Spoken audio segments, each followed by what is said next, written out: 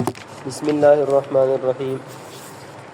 یہ 15واں پارہ ہے جس کے اندر سورۃ بنی اسرائیل سے یہ شروع ہو رہا ہے اور اس کے بعد پھر سورۃ کہف ہوتی ہے۔ آج سورۃ بنی اسرائیل کی صرف تفصیل بتائی جائے گی۔ سورۃ بنی اسرائیل کے اندر 4 باتیں ہیں جن میں سے سب سے پہلے آپ صلی اللہ علیہ وسلم کا واقعہ معراج ہے، اور اس کے بعد بنی اسرائیل کا فتنہ اور فساد پھیلانے کا ذکر ہے، اس کے بعد اسلامی آداب اور اخلاق کا ذکر ہے، اور پھر دیگر چند مضامین ہیں۔ آپ صلی اللہ علیہ وسلم کا واقعہ معراج جو ہے وہ آپ صلی اللہ علیہ وسلم کو روح مع الجسد ہوا تھا۔ اکیلی آپ صلی اللہ علیہ وسلم کی روح بھی نہیں گئی اور نہ ہی آپ صلی اللہ علیہ وسلم نے کوئی خواب دیکھا۔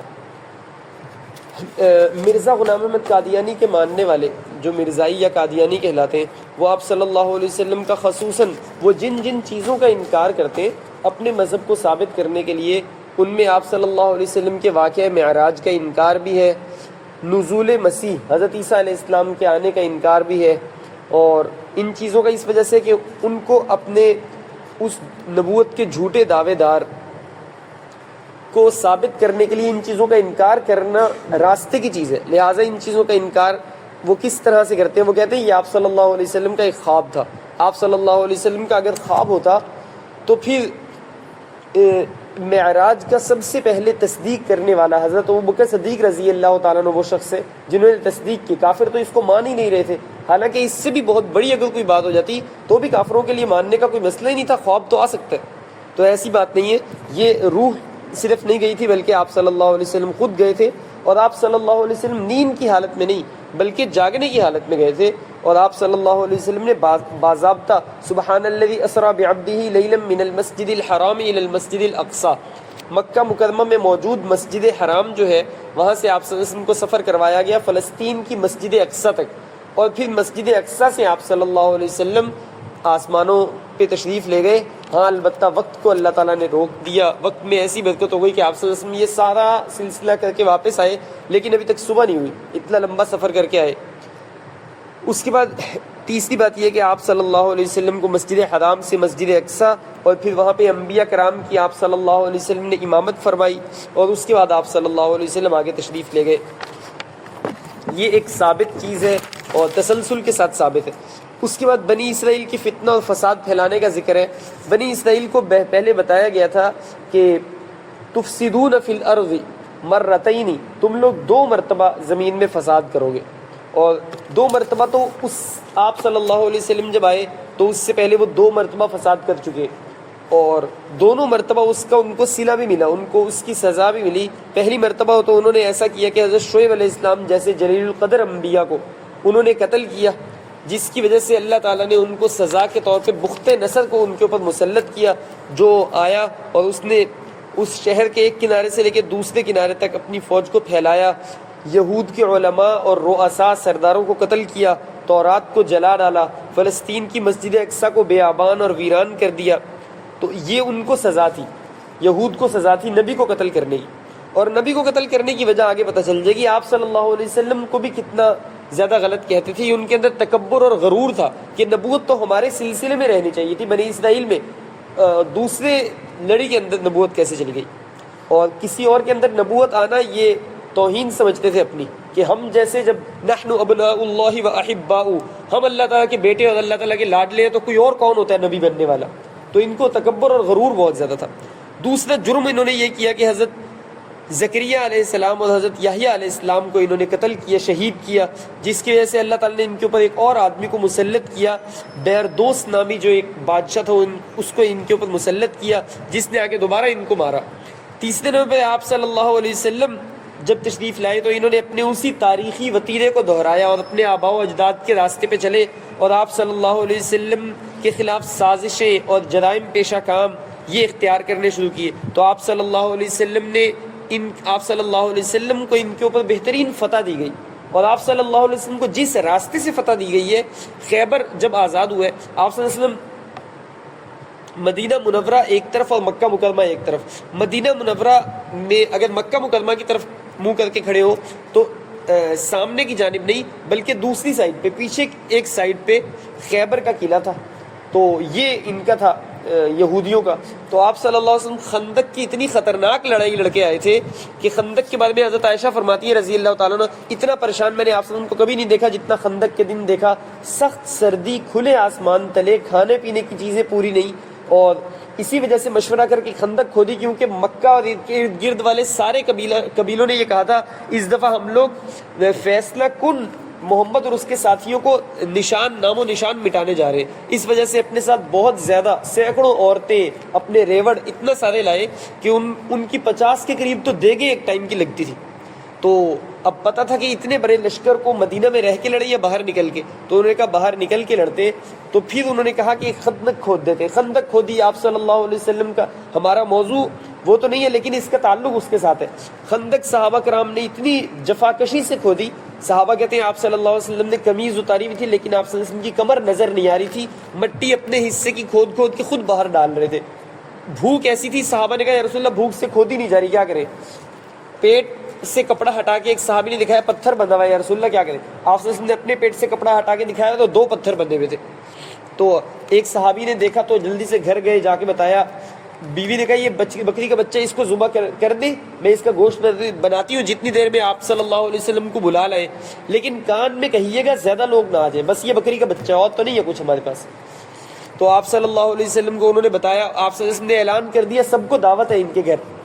تو پھر آپ وہ جلدی جلدی آگے بھاگے اور بیوی کو کہا ایسے ہو گیا. تو خواتین کا ایمان اتنا مضبوط تھا, انہوں نے کہا آپ نے آپ صلی اللہ علیہ وسلم کو کھانے کی مقدار کا بتایا تھا؟ انہوں نے کہا ہاں میں بتایا تھا. کہتے پھر اگر آپ صلی اللہ علیہ وسلم نے اس کے باوجود سب کو دعوت دی ہے تو پھر یہ معجزاتی طور پہ دی ہے, ان کو پتا تھا تو پھر اللہ تعالیٰ ہی پورا کریں گے.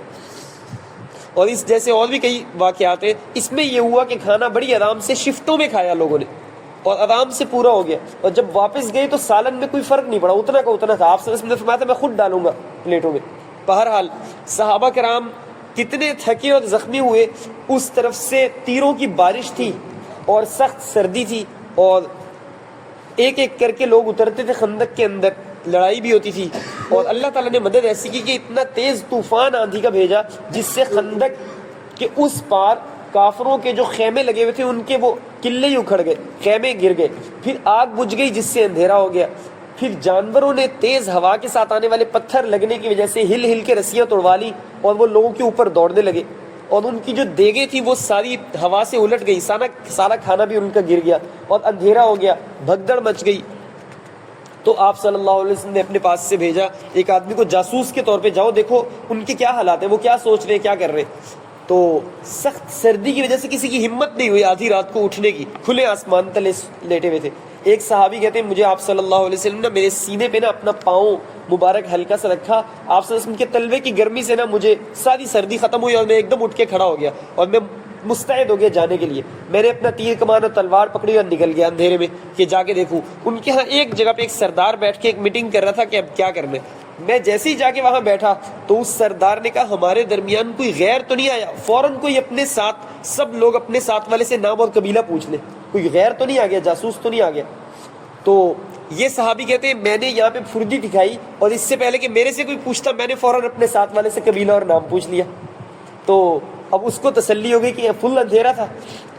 ابو داؤد شریف صحاح ستہ میں سے ایک کتاب ہے جس کے اندر آپ صلی اللہ علیہ وسلم کے جنگ کے کوڈ ورڈ لکھے ہوئے کہ آپ صلی اللہ علیہ وسلم نے جنگ میں کیا کیا کوڈ ورڈ استعمال کیے, جو رات کو بتا دیا جاتا ہے کہ دشمن کا سپاہی اگر اندھیرا میں آ جائے تو آپ کیسے پہچانیں گے کہ دشمن کا ہے. آپ ایک کوڈ بولیں گے, اس کا جواب رات کو بتایا گیا ہوگا, صبح تک وہی کوڈ ہوگا, اگلی رات کا الگ ہوگا, یا چند راتوں کا ایک ہوگا.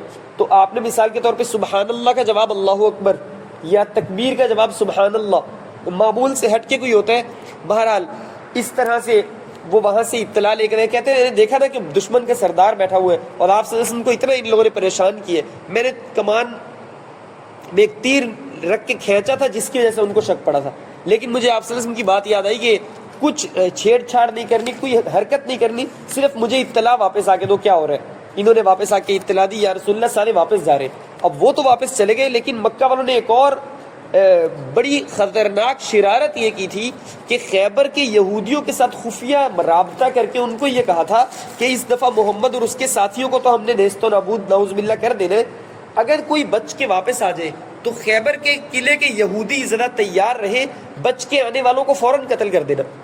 تو حالانکہ خیبر کے جو یہودی تھے، آپ صلی اللہ علیہ وسلم کا جو ایگریمنٹ ہوا ہوا تھا ریاست مدینہ میں، اس کے اندر اوس، خزرج، بنی قینقاع، بنی نذیر اور بنی قریظہ، یہ بنی قینقاع، بنی نذیر اور بنی قریظہ یہ تین تو یہودی تھے، اور ان کا آپ صلی اللہ علیہ وسلم سے معاہدہ یہ ہوا تھا کہ آپ کے دشمن سے ہم لڑیں گے، ہمارے دشمن سے آپ لڑیں گے، تاکہ ریاست مضبوط ہو.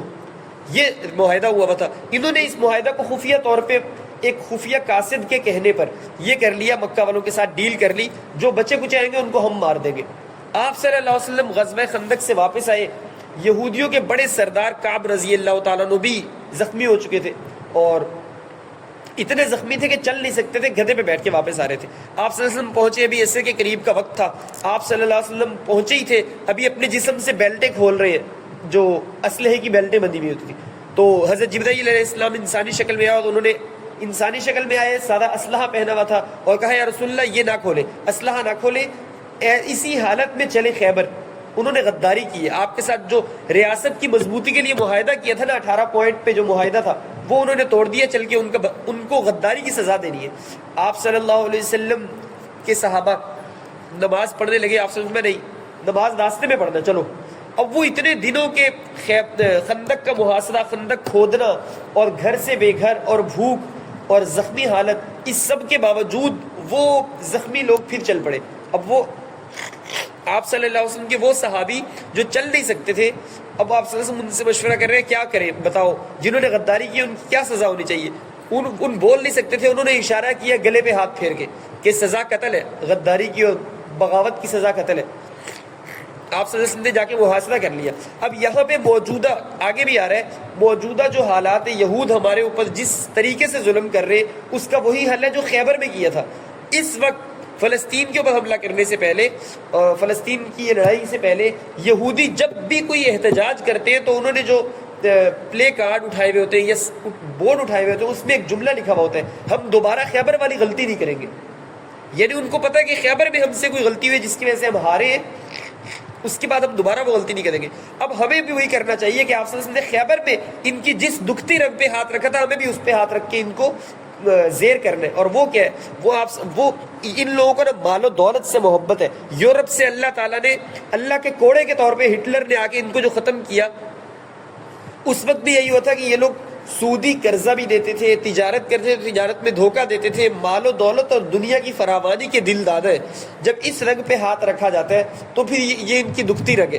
تو آپ صلی اللہ علیہ وسلم نے خیبر کے قلعے کا محاصرہ کر لیا. اس دوران انہوں نے اوپر سے چکی کے اندر جو گندم کو پیسنے والا پتھر ہوتا ہے وہ آپ صلی اللہ علیہ وسلم کے اوپر سے پھینکا، چلا دیا دیوار سے.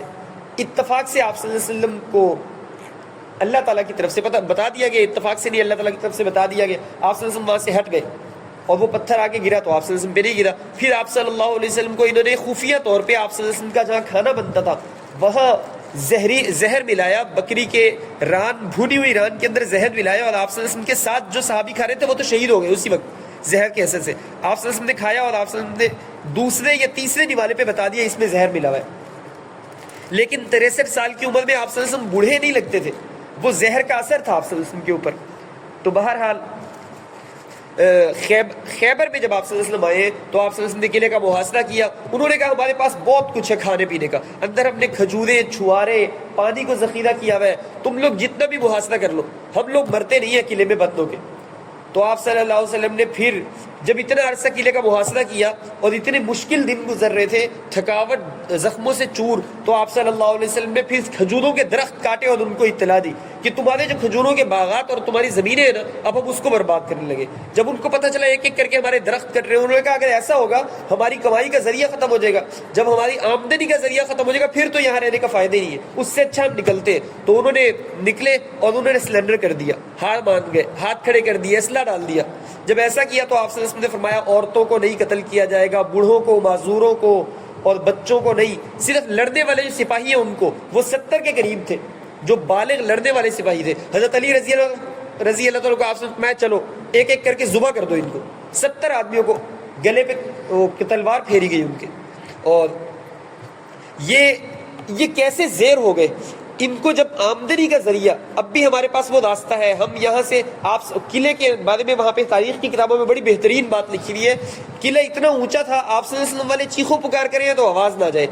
پتھر پھینکے تو قلعے کے اندر نہ جائے، تیر مارے تو قلعے کے اندر نہ جائے، اور وہ تیر ہلکا سا بھی چھوڑے تو مسلمان کو آگے لگے۔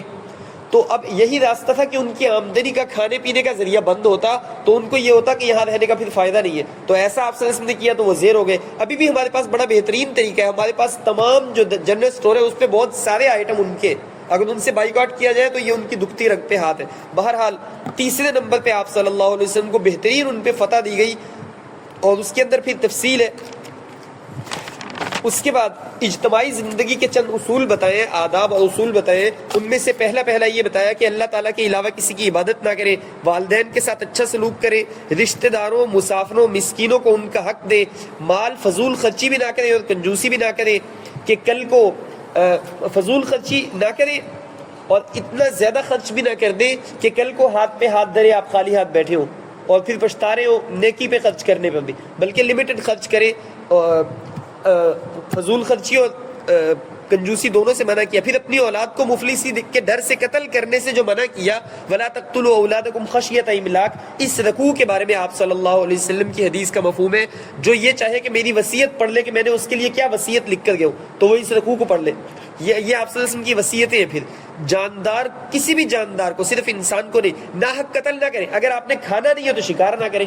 اس زمانے میں یہ ہوتا تھا کہ اپنا نشانہ بازی ٹھیک کرنے کے لیے مرغی کو باندھا جاتا تھا اس کی ٹانگ سے، اور نشانہ بازی بکری کو باندھا جاتا تھا اس کے اوپر نشانہ بازی۔ اپنے نیزے کی پاور کو دیکھنے کے لیے گائے کو یا کسی بڑے جانور کو باندھ کے دیکھتے تھے نیزہ اس کے اندر سے گزر جائے گا کہ نہیں، تو منع کر دیا، ایسی جاہلانہ ظلم سے منع کر دیا۔ پھر وعدہ کرو تو پورا کرو، یہ بتایا۔ ناپ تول میں کمی نہ کرو، یہ بتایا۔ اس کے بعد یہ بتایا کہ جس چیز کے متعلق تحقیق نہ ہو اس کے پیچھے نہ پڑو، ٹو نہ لگاؤ اس کی۔ اس کے بعد یہ بتایا کہ زمین پر اکڑ کر مت چلو، اور اس کے بعد دوبارہ آخر میں 13ویں نمبر پہ یہ بتایا کہ اللہ تعالیٰ کے ساتھ کسی کو شریک نہ کریں۔ پھر مشرکین کی کچھ بری باتیں بتائی کہ اللہ تعالیٰ کی طرف بیٹیوں کی نسبت کرتے کہ فرشتے اللہ کی بیٹی ہیں، اور خود بیٹوں کی خواہش کرتے، اور آخرت کا انکار کرتے، حصی معجزات آپ صلی اللہ علیہ وسلم سے مانگتے ہیں۔ وہ کہتے ہیں کہ انگور اور کھجور کے باغات لہلہا دیں آپ، اور ہمارے سامنے آسمان پہ چڑھ جائے، وہاں سے کوئی تحریر لے آئے، اور وہ یہ کہتے ہیں کہ زمین سے کوئی چشمہ جاری کر دے، اور آسمان کا کوئی ٹکڑا ہمارے اوپر گرا دے، اور اپنے لیے کوئی سونے کا گھر بنا کے دکھائیں۔ اس طرح کے آپ صلی اللہ علیہ وسلم سے تقاضے کرتے کہ پھر ہم ایمان لائیں گے۔ تو یہ سارے تقاضے ان کے بالکل فضول ہیں۔ اس کے بعد قرآن مجید کا معجزہ ہونا بتایا، اور قرآن مجید کے نزول کے مقاصد بتائے، اور روح اور یہ زندگی اللہ تعالیٰ کا اللہ تعالیٰ کی ایک نعمت ہے یہ بتایا، اور آخری اور سیکنڈ لاسٹ رکوع کے اندر حضرت موسیٰ علیہ السلام فرعون کا قصہ مختصراً بھی، اور آپ صلی اللہ علیہ وسلم کو تہجد کا حکم بھی بتایا، فَتَہَجَّدْ بِهِ نَافِلَةً لَكَ عَسَىٰ يَبْعَثَكَ رَبُّكَ مَقَامًا مَحْمُودًا۔ اللہ تعالیٰ عمل کی توفیق نصیب فرمائے۔ اللهم صل على محمد النبي الأمي وعلى آله وسلم تسليما رب ارحمهما كما ربياني صغيرا صلى الله تعالى على خير خلقه محمد وعلى آله وأصحابه أجمعين برحمتك يا أرحم الراحمين۔